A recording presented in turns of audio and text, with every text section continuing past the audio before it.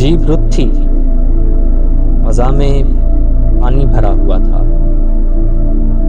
ہوا کنارے پہ بہہ رہی تھی۔ عجیب رت تھی، فضا میں پانی بھرا ہوا تھا، ہوا کنارے پہ بہہ رہی تھی۔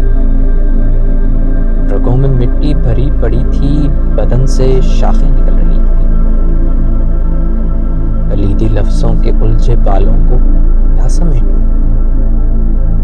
وہموں کے ہزار پھول تھے۔ نگار فردا کے خشک ہونٹوں کا پہلا بوسہ ابھی خلاؤں کے پیچ و خم میں رکا ہوا تھا۔ مسافتیں سب سمٹ کے بس ایک نقطے پہ آ گئی تھی۔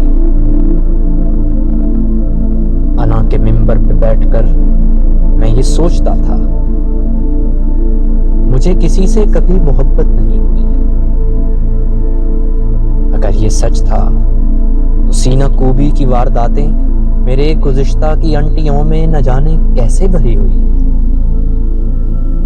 میرے بدن سے نکلتی شاخوں پہ تھر تھراتے گلابی پتوں کی اوٹ سے جھانکتے تھے جو وہم سارے انہیں خبر تھی۔ انہیں خبر تھی یہ کیا ہوا ہے، کیا حقیقت ہے ان گلابوں کی جو درختوں پہ آ کھلے۔